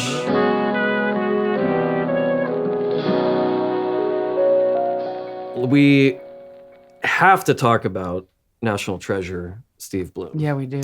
So did you guys meet on Cowboy Bebop? We did. That was his first leading role, and that was my first directing a series. Can I just say, hell of a first leading role and hell of a first series to direct for the two of you. I turned to Yutaka. They showed me the opening of the tank sequence, and I was like, why are you giving this to me? Are you sure? This looks amazing. Why? And I turned to Kevin Seymour, and he goes, it's because I don't have time, Mary, or I would have taken it from you. I was like, okay. So I didn't know what I was doing. I think Wendy Lee knew what she was doing. She plays Faye. But Melissa had never played a character, Melissa Fawn, like Ed, where we just played. And it was one of the few times in anime where we did go off and we improvised a lot. Wow. Especially musically, because Ed had such freedom as a character a true free spirit, as it were. And with Steve, he just had this freaking voice, And he would always tell me, well, I'm not an actor, so, you're really going to have to, guide me through. And after a couple episodes, I just said, you're going to have to stop saying that or I'm going to kick you in the balls because you are an actor. You proved it. Just because you didn't, I did 7 years of higher education figuring out what not to do.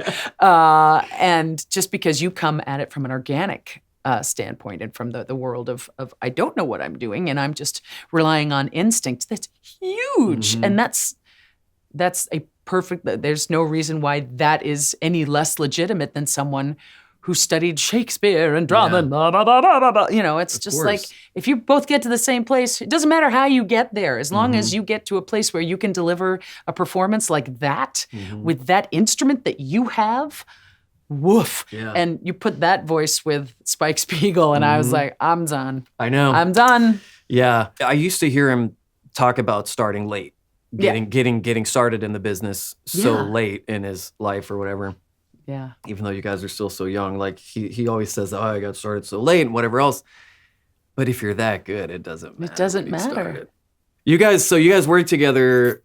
We were with other people. Stuff. Yeah, you were in other relationships. We were with other people, but I was so in love with Spike. His voice is Spike that I was like, I'm going to play Julia, the Spike's girlfriend that he kept talking about the whole time. Whether she comes out and talks like this or not, I don't care how she talks. I am playing her. I want to play her. And then after that, we would work on I think I did Wolf's Rain after that. This beautiful, beautiful, same character designer as Cowboy Bebop, Toshihiro Kawamoto-san. Oh. And he did the character design. And Crispin Freeman and I went after and said, we need to do this show. Because it was another short episode, a short series, like 26 episodes, beginning to end, tell a full story. That's it. And I was talking with Yutaka about casting, and it's just like, he says, we're thinking of Steve. Yep. For this role. Sure. Yeah. Yeah, this one. You didn't look at it, Mary. I know. No, it's fine. That one. That role. That'd be great. Does that character have a romantic at all? Yeah. I want to play her. Okay. I should, don't you think? I've got the right voice for it. Whatever it was. I can do anything. I can do anything you want. I can give you stars. And again, keeping my distance, but just the voice. It's just and he's such a terrible human being. Who would want to be around him? No kindness. No kindness, no generosity of spirit, no humor. A lot of gas, though. A lot of gas. Oh, my God. Whew. He is someone that can do anything, he sets his mind to something and he does it. It doesn't matter if he doesn't know how to do it. He'll figure it out. Yeah. He'll learn it. And he radiates positivity. He does. That's exactly what I was going to get to, which explains why him and Logic became such good friends. Because he was a fan of Cowboy Bebop. We all know how that whole thing happened. He was here the other day and has his Spike tattoo now. But it's so interesting to me because when you guys ended up finally getting together a few years ago and, you were in other relationships and then you sort of refound each other in that way, in a different way now. Yeah. As someone close to you, it felt like two pieces coming together and just really completing each other. And not that either of you needed that, but you celebrate each other in a way that I really admire. Thanks. And I think that you just accept stuff about each other as a given and go like, oh yeah. And then not only accept it, but love those things about each other. Yeah. Yeah. Yeah, because we're both quirky and weird at times. And he's just the best person I've ever known. And he makes me, it's that whole cliched line, which why cliches become cliches, because all of a sudden you meet someone that makes you want to be a better person. You're like, oh, that's why that's a cliche, because it's true. And he does, because he's the most generous person of spirit and of mind, time and heart and time than I've ever met. I mean, to watch him at conventions and to see the time he takes with people and the patience that he has and the love and the joy that it's like watching a kid. He's an amazing human being, and yesterday was Valentine's Day. Oh, yes. Yes, the made-up holiday. But it's also nice to sort of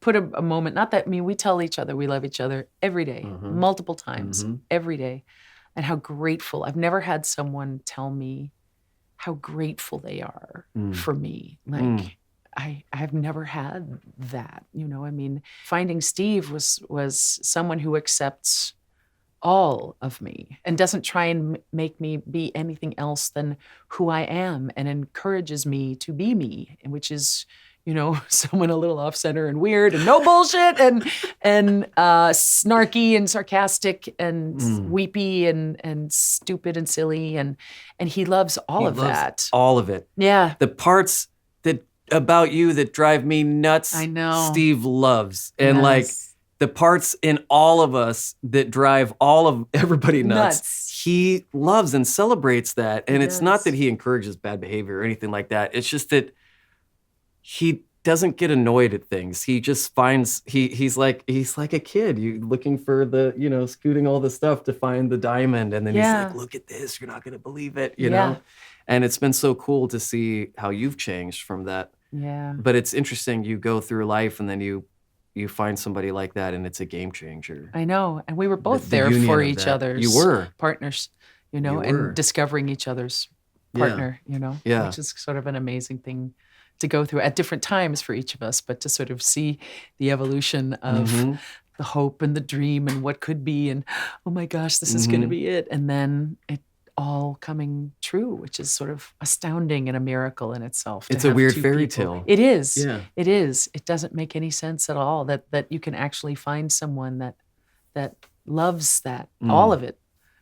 Still willing to call you on it and just be like, you're not, you know, bye-bye. Yeah. Don't do that, bye-bye. Stop it. Yeah. You know, which is a good thing too. For a lot of people, the litmus test, I don't know what that is, but for a lot of people, the litmus test Put it on your tongue. You do? Sure. I thought it was the acid. You're supposed to have acid. That's what it is. The Listerine things. It's, you know, if my family accepts you, then we're good, right? For you, was it the cats? Yes. Steve, the cats had to render their judgment on Steve before you knew, I'm doing this because of your cat's always doing this to people. Always. Yeah. Yeah, if somebody, my boys, they are, because I never had kids, and my cats are my kids. So I was determined, well, if I find someone, that's great, but I do know I will have cats around me for the rest of my life. And I found these two crazy giant. I have never in my life seen or been around cats with more personality traits than a human being. It's like, you got to catch them in the right mood. I mean, because cats can be like that anyway, but Ash and Bishop are two different kinds of. Bishop is almost 30 pounds of just love me, just all the time. I don't care where, I will be by you. And they follow me around. It's, you know, so if Steve didn't like cats, that would have been a huge thing for me. I mean, that it really is a deal breaker. It's a massive deal breaker. You went out of town a few years ago to Italy or something. Italy, and I house and cat sat 2.5 for or you. 3 weeks, And for years before that, Mary gets up so early. Oh God, Mary gets up so early. She doesn't have to be at work until she gets up so early. Why is it? And then the first morning, 4:30, 5 o'clock in the morning. The cats, they're just on my face and like, what are you doing? Wake up, it's time to go to work. It's the best alarm in the world. Just one little. Now I understand. Now we get up.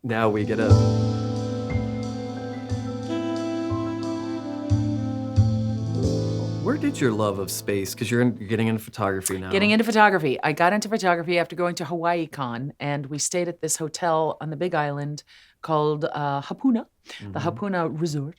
And it's on the only white sand beach, or the biggest white sand beach on the Big Island. And they have a beautiful, it's on one end of the beach, and they shine a spotlight down on it. And the first night, Steve and I were there, and I was like, God, it's really beautiful here. That's great. Oh, you can see some stars. I wonder what they look like when you get out of the spotlight. And I mean, you take a step out of the spotlight and boom, the Milky Way, like I have never seen it in my life, was right there. And we walked for a bit, laid down on the sand and looked up. And for the first time in my life, I understood that we are on a planet hurtling through space. It's the first time, the most visceral sense of that I've ever gotten in my life. And we met this amazing photographer named Warren Fintz. And I said, I've got this camera. And we're there with Aaron Douglas, who played the chief in Battlestar Galactica. And I had this camera, and Aaron had a camera. I said, I've got a camera. I have no idea how it works. And Aaron's like, I have the same camera. Let's go talk to my friend Warren, because he came back with this beautiful lava shot. And I said, where did you get that? I says, oh, it's this guy named Warren. He's over in the dealer's room. We got to go, let's go check him out. Maybe he can help us. So fast, instant friends, Ohana with Warren, who is now our Ohana. And he said, well, let's do it. And I said, we were out on the beach last night and I saw the Milky Way. And he said, well, I can't make it down there tonight, but open up your lens, set your shutter speed. Can you do that? And I said, yeah, I think I can set it. I don't know. How do I do that? He goes, press this button, set the shutter speed for like 20 seconds at an ISO of 1200 and start there. And I took a picture, I call it the Little Prince, because it's the Milky Way coming right down onto this tree that is attached, and you get the light from Kona in the distance, or maybe it could be Mauna Loa. Yeah. So, and that was it. And I was just like, I'm hooked. I am absolutely 100% hooked. And you have a Griffith Observatory grade telescope in your backyard that some nights. Yeah, it used to be that I just put an iPhone up to it to take pictures of the moon. Yeah. Because I'm obsessed after playing Zara. And I always was obsessed with the moon, which is why I wanted Zara to have a huge connection to the moon. And now the character I'm playing on our home game is moon-centered because she's a lycanthrope. So, but yeah, I've always been obsessed with the moon and obsessed with the stars. I just never knew how to shoot them. And since then, I bring my rig with me wherever I go. And I got Roger Craig Smith to go down the rabbit hole. And if you introduce anything to Roger, he'll say, I got it. He'll take the baton and like, and it's just like, I'll catch up with you someday, because now he's like, I don't know, it's the Pillars of Creation. What do you think? I'm not sure. I took it last night or whatever. I'm like, it's fine. Whatever. This is Orion. I don't know. Is it good? I'm like, Roger, please. I know. Give me a break. Oh my God. Because he had all the telescopes, but he's like, oh, I never knew you could do that with to photograph through the telescope. Yeah. So that was it. And everywhere we go now, I took it to Bermuda, and set up the rig on the beach, and take pictures of Orion, and also I used to, when I was living in London for the year, I traveled a lot, and I remember that my aunt passed away, my Aunt Diana, and everybody was going to go to Greece, and I decided once again to isolate. But I thought, where have I always wanted to go? And I always wanted to go to Egypt. So I went to Egypt by myself, very intelligent at the age of 20, for about 2.5 weeks. And I remember going down to Luxor, and there's Karnak Temple in Luxor, which I'd only seen in the movies, in it's not Murder on the Orient Express, Death on the Nile, obviously. Death on the Nile. It's Egypt. And at one point, there's a whole sequence where everybody's sort of hiding behind these giant pillars, and that's Karnak Temple. And I thought, I want to see that. I want to see that. And I remember getting there, and it was a night light and sound show, and then they'll take you back. And there's this beautiful pool with an obelisk. Is that right? That looked just like the Washington Memorial, And I was like, oh, this is Cleopatra's. I was like, oh, really? And I remember looking up from that and feeling alone, a little scared, overwhelmed at how beautiful it was, but definitely feeling like, ooh, palpable history, and I'm alone here. And I looked up, and there was Orion, and I was like, I'm fine. Everything will be fine. So everywhere, my whole life, I always look up for Orion, and it's just like, if I see Orion, I'm like, I'm fine. Everything's fine. And I don't know why. I don't know why that constellation. Same with Cassiopeia. I had the amazing opportunity of getting to work up at a music camp called Interlaken. Oh, yeah. Which is just one of the most glorious, magical places. And I was there as a camper for a number of years studying bassoon and singing, and I loved it. And I went back and I was a CIT before I became a counselor, and then one summer as a teacher. But I was a CIT, they bring you out and they're just like, all right, we're going to teach you the constellations, and it was a summer. So there was Cassiopeia. So I always like summer is Cassiopeia and winter is Orion.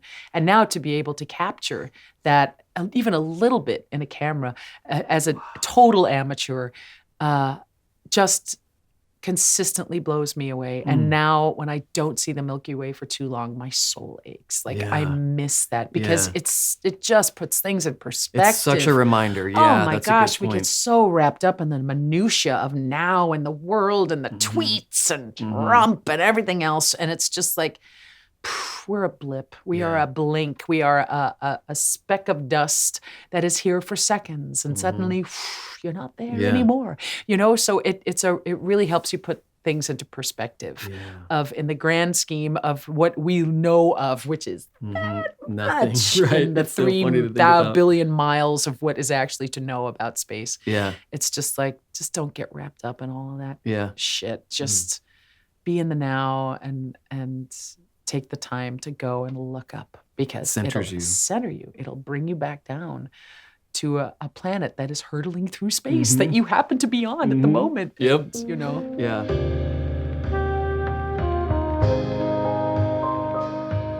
A few years ago, Matt Mercer came to you and said what?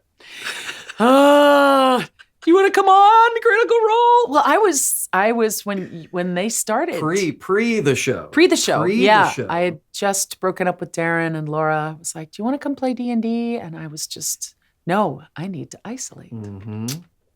So I said no, and Laura asked a couple more times. We're putting. Why don't we? Voice actors playing D&D. it should be fun. It's a lot of work though. I got to write a bio, and I'm like, I'm dealing with too much shit of dealing and just breaking up. And you didn't really know anything about I didn't know a thing about D&D. D&D. I had no idea what it was. It sounded like work to me. Like, I don't have time to write a bio. Of course I had time to write a bio. It's so stupid. But you had no frame of reference. I had no frame of reference. And then I saw it and I was like, oh my God, it's improv with dice. How cool is that? I love dice. I love improv. I'm an idiot.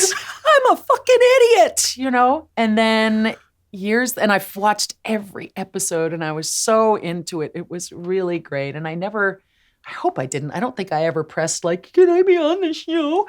I probably did, but I hope that I didn't. But Matt called up and said, we're going to bring on some guests. And do you want to come on as a guest? And I said, yes, no, yes. And once again, the monkey is like, you're going to fail. Right. So I was like, You've this fucking cigar-smoking motherfucker sits on my shoulder and tells me all the things I shouldn't do, is the impetus for me immediately saying, yes, I will absolutely do this. And I remember saying, okay, what do they have? They got the cleric, they've got the ranger, they've got the got a druid, barbarian. What don't they have? Well, they don't have a warlock.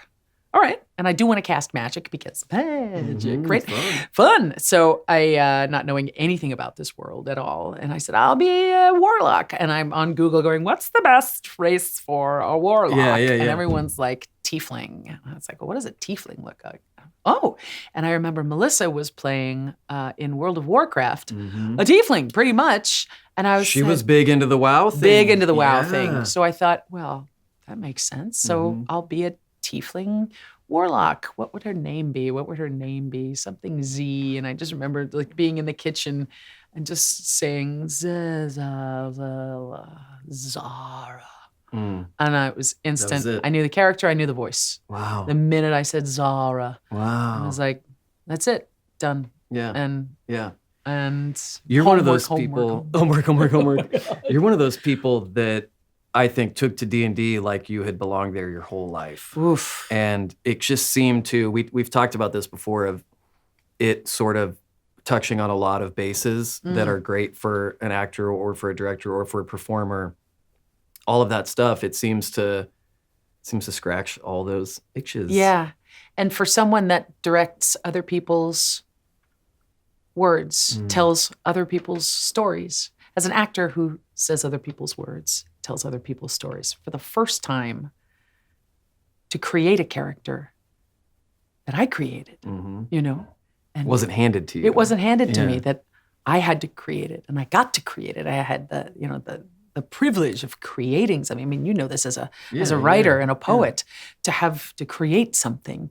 Nothing like it. Yeah. Nothing like it. Yeah. And I've never given birth. And that was like one of the first times, besides, my writing music every now and then, of actually creating something that resonated so deeply within me that I was so excited to play and to watch her evolve. And there was always a great one-liner that would come out. I was lucky to get, yes, we fucking can, and shall we have some fun, and welcome to I mean, there were just some really, welcome to hentai, some really amazing moments that, and it just proves that you don't have to be in something forever for it to have a lasting impression on your life.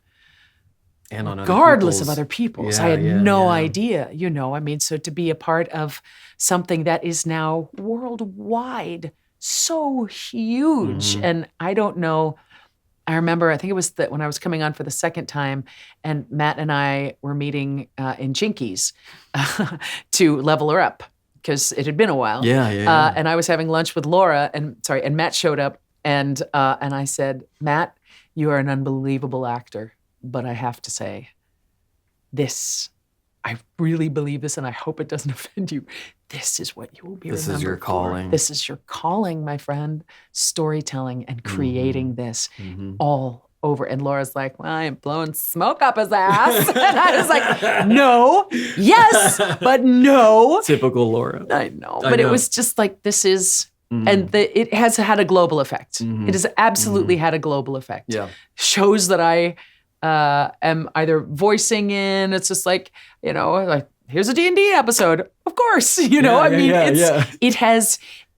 is branched out into every part of society. And to hear that people are just like, oh, I've been playing D&D my whole life, and it's amazing. So what it's done is that it's brought this verboten thing that was, when it first came out, was seen as devil worship, Satan worship, witches, warlocks, brought it out into what it actually is, which is world building with your friends and communal problem solving, immediate problem solving, and consequences to the choices that you make. Yes. And sometimes immediate, sometimes longer term. Exactly. And you may not be aware of it. So it's amazing lessons to teach young people, or to teach anybody at any age. It's just like, your actions have consequences. Yeah. You may not realize it, but they do. And you are a summation of your actions.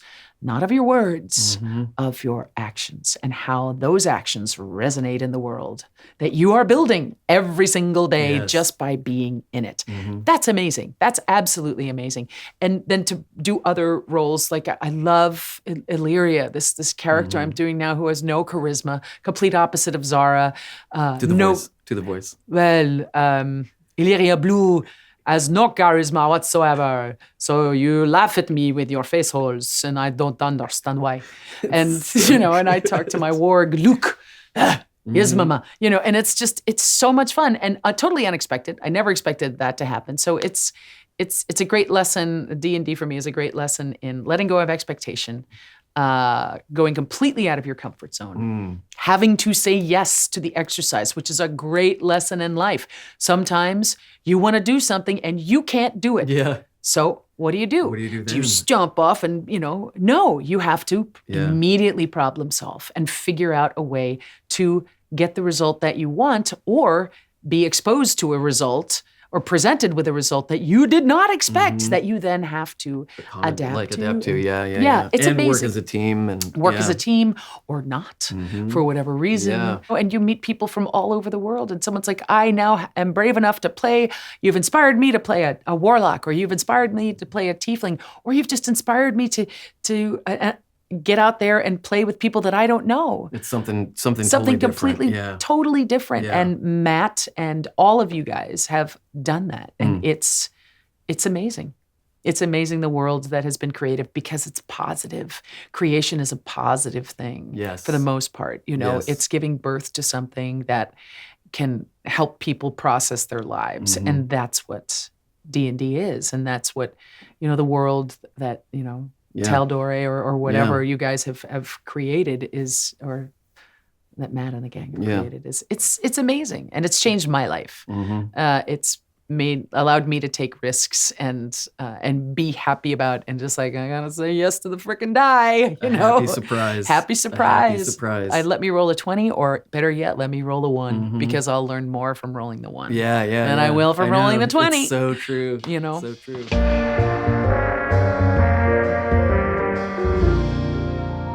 Do you think aliens exist?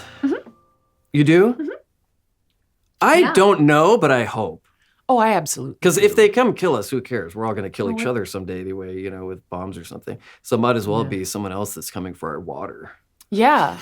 Yeah, or to use us as batteries, or, I mean, I do wonder sometimes. I say this so often. I was like, oh man, the Vulcans are never going to land, because it has to get to a point, right, where they have reason to. Otherwise, we are such a primitive, fucked up race, and with so much light and so much dark, but we're so primitive. Like, we are babies. Yeah, we're very new to this. Very new to this, and if like the technology of our species, of what we can create technologically, is so far beyond what we can actually understand. Like, we take it all for granted. I have no idea how that camera works. Not a clue. But I can get up there and run it, you know, and we take all of this for granted. You know, they're making sex robots, you know, that's just like they said. I said in an article, sex robots can be hacked to kill you. And I was like, wow, the Vulcans will never land. What happened to Uncle Terry?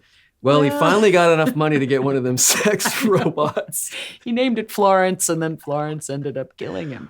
He died. How'd he die? Florence is the machine. Florence is the machine that killed him, was hacked into by Phil in Wyoming. Yep. No, but what's the great line from Contact? You know, it's like, if not, it sure would be an awful waste of space if it's just us, right? So, we're just getting nice, clear pictures of Pluto, you know. We haven't stepped on another planet yet. We have yet to do that, you know. The moon is not, it's a planetoid or whatever it is, but it's not technically like Mars will be our first planet in the solar system that we, as another race, we can't even get out the front door, right? So there's so much we don't know. There's so much we don't know, and I think for us to have the arrogance to think that it's just us, therefore we can do with the earth whatever we choose because it was made there for us to use. It's like no. Again, a blip. We are a blip in a little, you know, needle jump on a record. Grain of sand on the ocean. Grain of sand, So I wonder if you had enough money, and the only reason why I assume you don't is because I ask you for money constantly. You say no. If you had enough money for one of those... I can only print up so much in my basement at a time. Ding, ding. If you had enough money for one of those, remember they were talking about a few years ago, those 2 people things where it's like you could go to Mars, but you may never come back. You may never come back. Would you and Steve do that, or would you miss me too much? I would miss you too. Steve would miss you too much. Okay. I would miss Ashley too much. That's fair. And Henry. Yeah. I wouldn't... Here's the thing.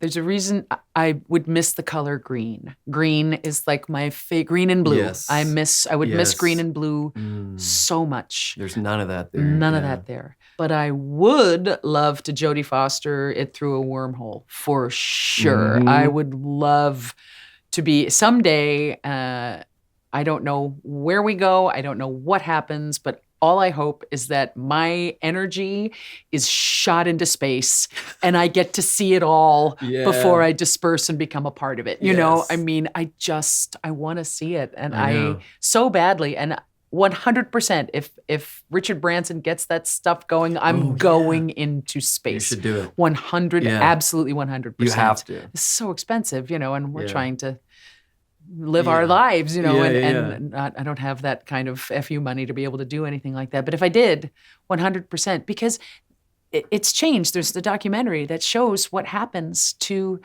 the guys who are up and the women who are up on the ISS, and how it changes your body, your whole body, but not only your body, your perception of everything, to see the planet from space, to see the curve of it, to see how fragile it is, to see how beautiful it is, and that there are no walls and borders. The only thing is that there's land and there's oceans, and that's really the only thing that's separating any of it is a shit ton of water, you know?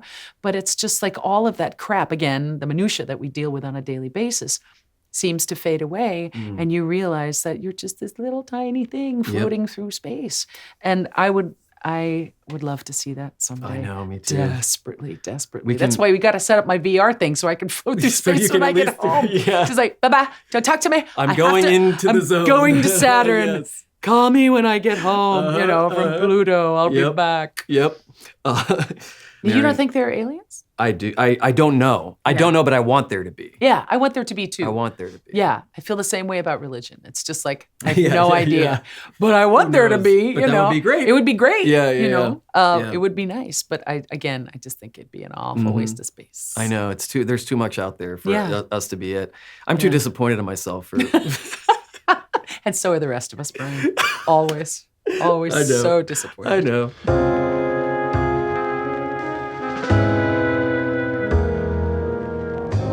Mary, I love you. I love you too, Thank you so Brian. much for doing this.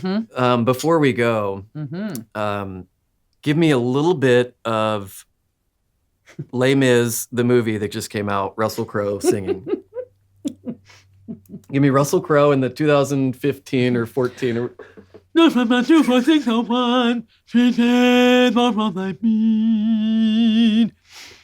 know nothing, Javert! The movie came out. Terrible. It was like in theaters for 2 weeks. I hadn't got a chance to see it yet, but I was over at your house. Yeah.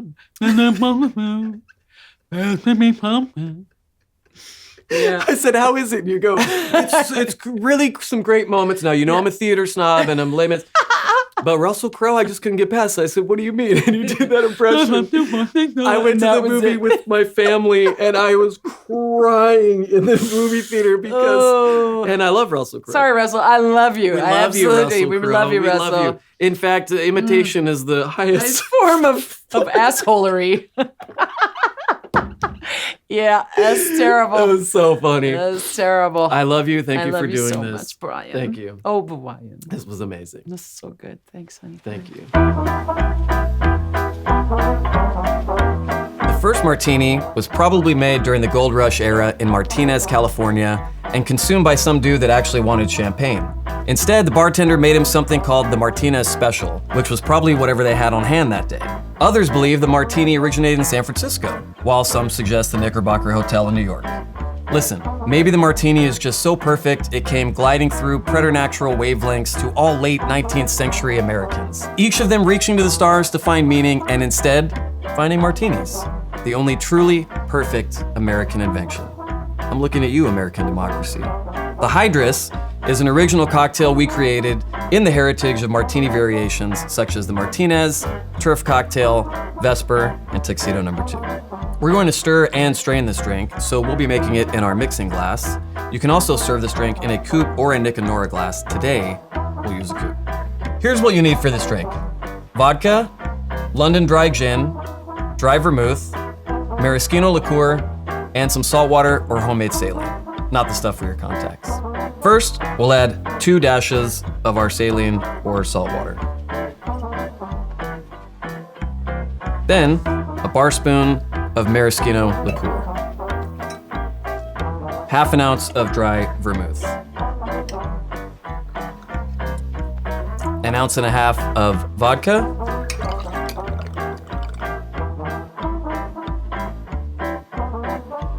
And 1 ounce of London dry gin.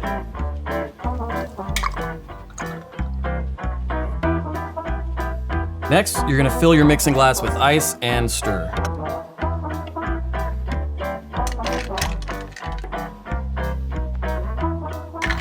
Then we're gonna strain into our chilled coupe.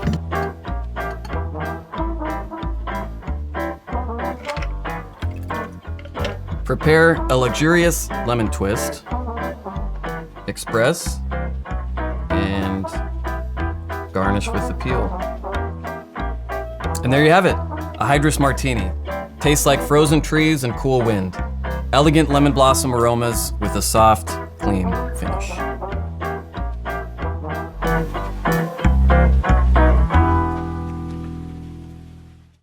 Thank you so much for watching Between the Sheets. New episodes are uploaded to YouTube on Wednesdays, and if you want to watch the show live, it airs at 7 p.m. Pacific at twitch.tv/Critical Role. Thanks for joining us.